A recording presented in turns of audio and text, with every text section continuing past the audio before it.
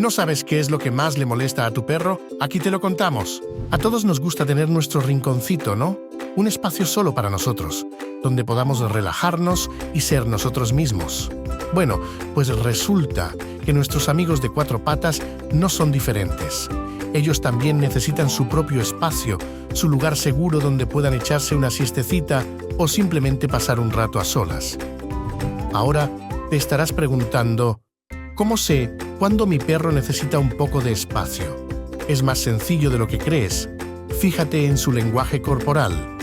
Si ves que se va a otro cuarto o a su camita después de jugar un rato o que busca un rincón tranquilo lejos del bullicio, es su manera de decir, oye, necesito un respiro.